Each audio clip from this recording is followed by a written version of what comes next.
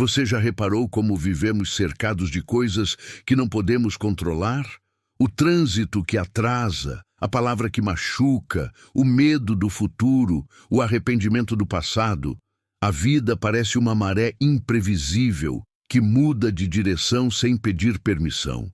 E é nesse caos cotidiano que surge uma das filosofias mais poderosas e atemporais da humanidade, o estoicismo. O estoicismo nasceu em Atenas há mais de 2000 anos, por volta de 300 a.C., fundado por um homem chamado Zenão de Cítio. Zenão não era um nobre, nem um político, nem um guerreiro. Era um comerciante que perdeu tudo em um naufrágio e, na miséria, buscou um novo sentido para viver. Ele passou a caminhar pelas colunas pintadas do mercado de Atenas, chamadas Stoa Poikile, onde começou a ensinar que a verdadeira liberdade não está no que possuímos, mas no que controlamos dentro de nós. Essa é a essência do estoicismo. Entender que não temos poder sobre o mundo, mas temos poder sobre a forma como reagimos a ele. Os estoicos acreditavam que a virtude, viver em harmonia com a razão e com a natureza, é o único bem verdadeiro. Todo o resto, como riqueza, fama, prazer ou dor, são coisas externas, indiferentes à nossa essência. Pense um pouco nisso. Quantas vezes você já sofreu por algo que simplesmente não podia mudar? Quantas vezes perdeu a paz tentando controlar o incontrolável? O estoicismo nos lembra que a tranquilidade nasce quando paramos de lutar contra o inevitável. Não se trata de resignação, mas de sabedoria. Epicteto, um dos grandes mestres estoicos, nasceu escravo. Viveu os primeiros anos de sua vida acorrentado e sem liberdade. Mas foi justamente dessa experiência de aprisionamento que ele tirou uma das ideias mais libertadoras da história da filosofia. Ele dizia: ninguém é livre enquanto for escravo de suas paixões. Para Epicteto, a liberdade não é algo que se conquista do lado de fora, mas do lado de dentro. E talvez essa seja uma das lições mais profundas do estoicismo. Não somos donos do que acontece, mas somos donos do que sentimos diante do que acontece. Marco Aurélio, imperador romano e também filósofo estoico, escreveu seus pensamentos em um diário que mais tarde se tornaria uma das obras mais lidas da humanidade. Meditações.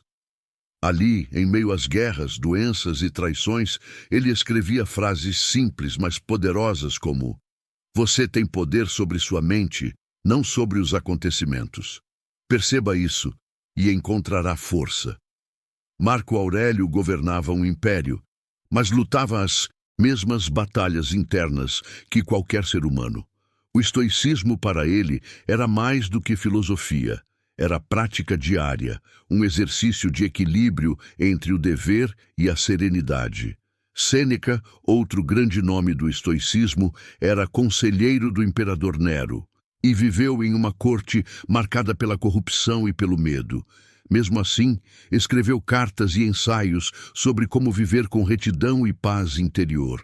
Ele dizia que a vida é longa o suficiente, mas que a desperdiçamos em preocupações inúteis, e que a sabedoria consiste em aceitar o tempo, o destino e a morte como partes naturais da existência.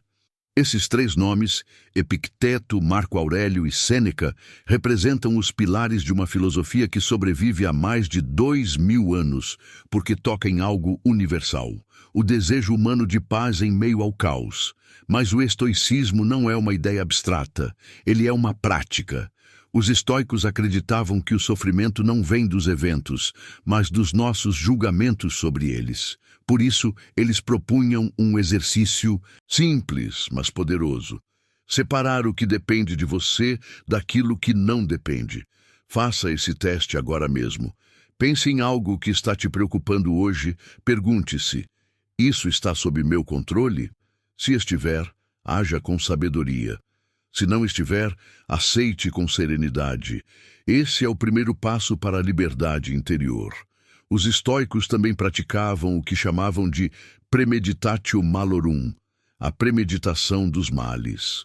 Eles imaginavam de tempos em tempos as dificuldades que poderiam surgir, a perda, a dor, o fracasso, não por pessimismo, mas para fortalecer a mente e lembrar que nada do que é humano deve nos surpreender.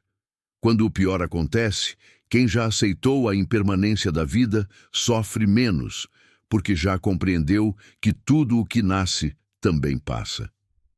Outro princípio fundamental do estoicismo é a distinção entre o que é externo e o que é interno. O externo é o que o mundo faz conosco. O interno é o que fazemos com o que o mundo faz. E é no interno que mora a nossa verdadeira força. O estoico observa o mundo sem se deixar dominar por ele. Ele sente a dor, mas não se afoga nela. Ele reconhece a raiva, mas não a alimenta. Ele entende que a vida é um fluxo constante e que lutar contra o fluxo é desperdiçar energia. Por isso, ele se torna leve, não porque o mundo seja leve, mas porque aprendeu a não carregar o que não precisa. Epicteto dizia: não é o que acontece com você, mas como você reage ao que acontece que importa. Essa frase, tão antiga, poderia estar escrita em qualquer livro de autoajuda moderno. E é por isso que o estoicismo continua tão atual. Hoje, vivemos cercados por estímulos, opiniões, ruídos e urgências. O mundo moderno nos treina para reagir a tudo, o tempo todo. Mas o estoicismo propõe o oposto: pausa, reflexão e domínio sobre si. Antes de responder, pense. Antes de julgar, observe. Antes de agir, compreenda. E, acima de tudo, aceite o que está além do seu alcance com serenidade. Talvez a verdadeira sabedoria estoica seja entender que a paz não é a ausência de problemas, mas a presença de equilíbrio. Então, da próxima vez que algo te frustrar, lembre-se de Zenão, que perdeu tudo e fundou uma filosofia. Lembre-se de Epicteto, que mesmo acorrentado foi livre. Lembre-se de Marco Aurélio, que governou com serenidade. Lembre-se de Sêneca, que escreveu sobre a vida mesmo diante da morte. Todos eles viveram cercados de incertezas, assim como nós. Mas todos encontraram no estoicismo uma forma de viver com clareza, coragem e calma. E se você chegou até aqui, talvez esse seja o seu convite para começar a praticar essa mesma arte, a arte de viver bem, mesmo quando tudo parece fora do lugar. Se essa reflexão tocou você, deixe nos comentários. Eu escolho a serenidade. Assim, continuamos essa corrente de sabedoria e razão. E se quiser mergulhar mais fundo em temas como esse, inscreva-se no canal, curta este vídeo e ative o sininho. Toda semana, trago novas reflexões filosóficas para fortalecer a mente e acalmar o coração. Porque, como diriam os antigos estoicos, não controlamos o vento, mas podemos ajustar as velas.